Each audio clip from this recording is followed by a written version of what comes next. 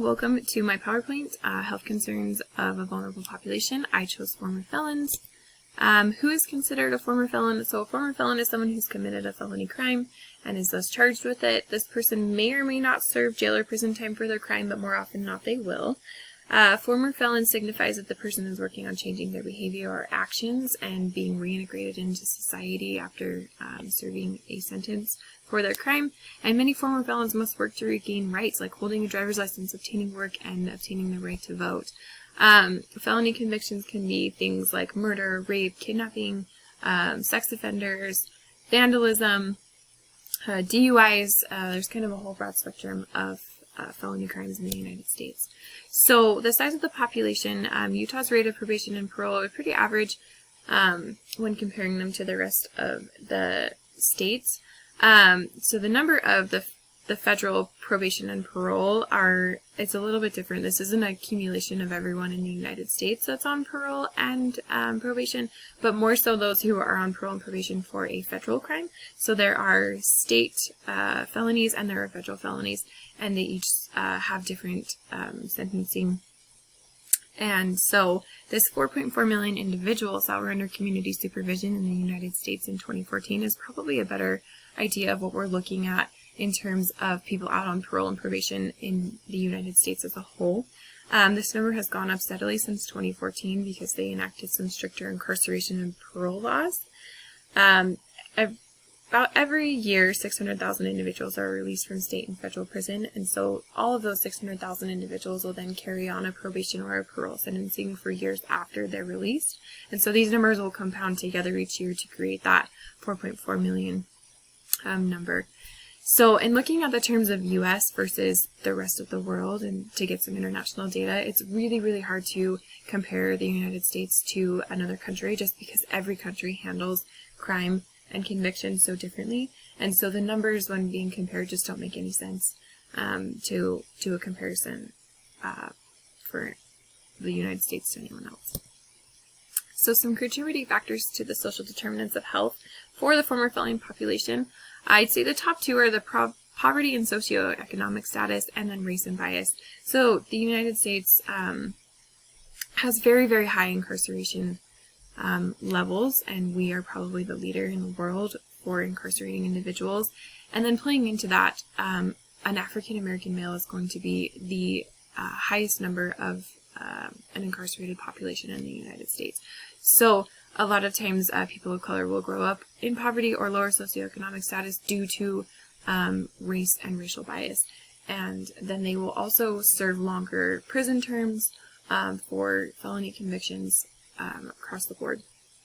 Education, housing, access to healthcare, mental health, domestic violence, whether it's exposure to it, whether they're the inflictor or whether they're the victim, homelessness, substance abuse, and communicable diseases. Some specific concerns for the former felon population are reentry into society without addressing chronic physical and mental health issues. So mental health and communicable disease play a huge role in the former felon population and concerns to their health. So does limited or no access to healthcare after being released from prison.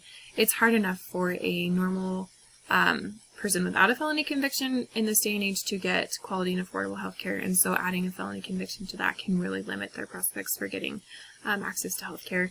Limited access to education before or after incarceration, lower job prospects or lower paying jobs after being released. A lot of companies do not want to hire former felons because of that conviction, and so that leads them to finding jobs that are a lot lower paying, and thus it really inhibits their ability to kind of reintegrate into society successfully. 25 to 50% of people being released from prison were homeless before incarceration and then are being released back into homelessness, and thus creating a cycle of untreated mental illness, of substance abuse, and of the risk of more felony convictions and then being incarcerated again. And then 68% of ex-convicts will be rearrested within the first 3 years of release, which is a huge staggering number.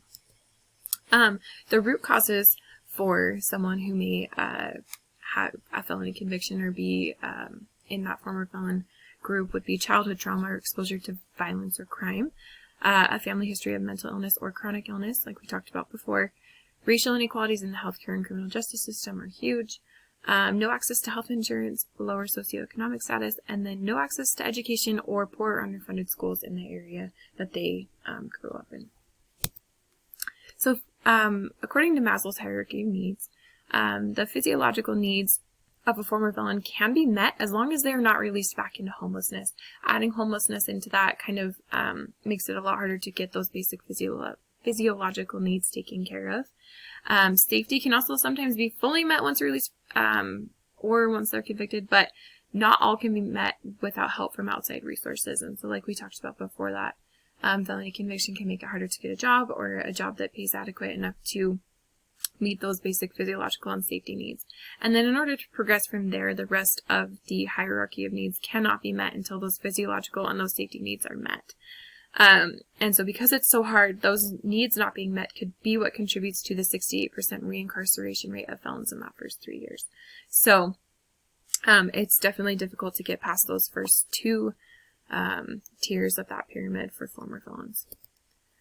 So communicable diseases or infections, inmates are often exposed to communicable diseases that can go unnoticed until that person is released from prison. So for many inmates, being incarcerated is their first real chance at getting any kind of health care. And so it's not even really quality health care in the prison system, but it is some sort of regular health care. So some common communicable diseases that are seen in the prison and the former felon or ex-convict communities are hepatitis C, tuberculosis, staph infections, and HIV. And these diseases are not something that, can be treated with the course of antibiotics. They need a lifelong treatment and team of doctors to care for them. And so a lot of these former felons are released into society without adequate health care, without access to medications and the medical care that they need to treat these infections, and thus then are spreading them throughout the community. And inmates are often only released with a few days to a few weeks supply of needed medications, and then like we talked about, quality healthcare can be really hard to come by upon release, and so you run into issues there with being able to treat these diseases and infections. So non-communicable diseases or infections, really the biggest two are going to be mental illness and substance abuse. So mental illness is the reason why so many people receive felony convictions and thus then become former felons. Prisons in the United States have really become dumping grounds for people with untreated mental illness. So things like mood disorders, anxiety disorders, substance use disorders, personality disorders, and psychotic disorders are things that need to be treated and handled with mental health professionals that just aren't happening in the former felon community.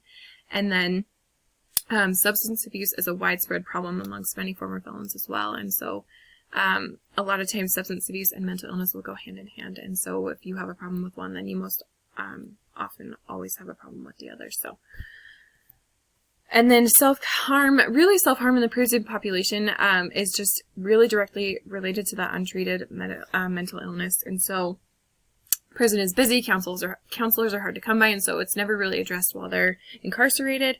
And so the highest suicide rates for ex-convicts are reported during that first few weeks after release. So that first 28 days is really crucial for these people to get the help with that reentry syndrome, kind of being thrown back into society.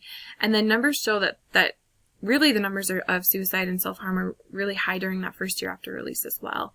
And then a lot of the former felons will report a lifetime of self-harm after serving time in prison. It's just kind of a PTSD issue. And then more than half of studied ex-convicts reported psychiatric disorders and substance abuse as the main cause for self-harm or failed suicide attempts.